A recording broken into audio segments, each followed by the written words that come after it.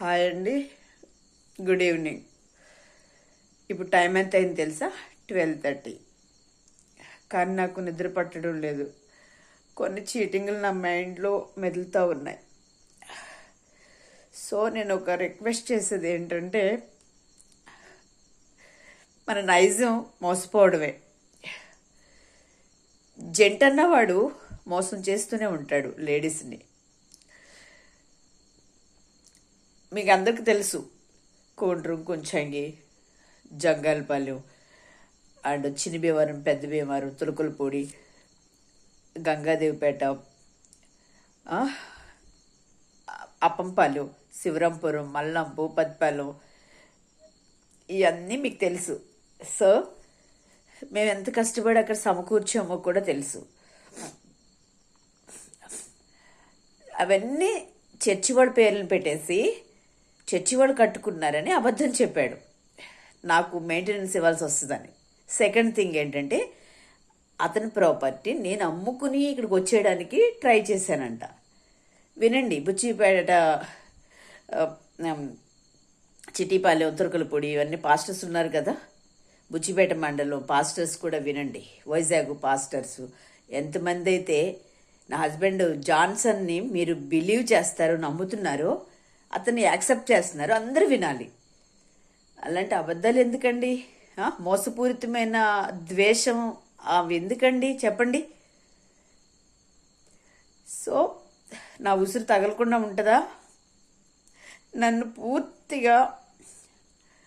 నన్ను అవమానం చేసి బ్రతకడానికి ఛాన్స్ లేకుండా నా జీవితంతో ఆడుకుంటే నా ఉసురు తగలకుండా ఉంటుందా? అది భర్తకైనా ఎవరికైనా. సో ఆ రెండు విషయాలు నన్ను బాగా కలిసివేసినాయండి. ఈ చీటింగ్ నేను ఓర్చుకోలేకపోతున్నాను, సహించుకోలేకపోతున్నాను.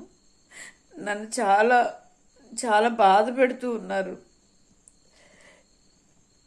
అదే కాదు, ఇంకా కొన్ని పరిస్థితుల వల్ల కూడా చీట్ చేయబడుతూనే ఉన్నాను. ధైర్యంగా తిరుగుతున్నాను, కానీ నా మనసు అర్థం చేసుకోక చాలామంది నన్ను చీట్ చేస్తూనే ఉన్నారు. సో ఎవరికి చెప్పుకుంటాను చెప్పండి? మానవ నైజం వెంటనే నమ్ముతాం. నేను అలాగే నమ్మాను, నా హస్బెండ్ని నమ్మాను. ఇద్దరు సంపాదించుకున్న ఆస్తులు వాడి పేరు పెట్టుకున్నాడు, మీ అందరికీ తెలుసు. సో ఇంత దారుణంగా నన్ను చీట్ చేస్తాడని నేను కల్లో కూడా ఊహించలేదండి. సో అది సంగతి.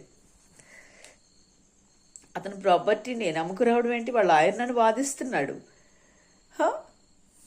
ఇంకొకటి 2 లక్షలు డబ్బులు తెచ్చేసానంట. వచ్చేటప్పుడు బ్యాగులు కూడా మీకు తెలుసు కదా, భూపతిపాలెంలో ఎవరైనా ఉంటే కామెంట్ చేయండి. బ్యాగులు కూడా వాళ్ళు చెక్ చేసి బాంబులు పెట్టుకుని వెళ్తున్నట్టుగా చెక్ చేసి పంపించారు. అంత దారుణంగా అబద్ధాలు ఎలా ఆడుతున్నాడండి సేవకుడయ్యండి? నాకు అర్థం కావట్లేదు. ఇదే లైఫ్ అనుకుంటున్నాడా? ఇంకా చచ్చిపోయినాక పరలోకం నరకం ఉందని గుర్తులేనట్టుంది. సో మీరు గుర్తు చేయండి, ఎవరైనా నన్ను అభిమానించే వాళ్ళు ఉంటే. చాలా ఎంత సఫర్ అవుతున్నాను, పరిస్థితులు అనుకూలించక చాలా సఫర్ అవుతున్నాను. ఎంత భయంకరమైన చీటింగో తెలుసా? ఆ గౌరవం సహించుకోలేక ఉదయం నుంచి ఏడుస్తూనే ఉన్నాను.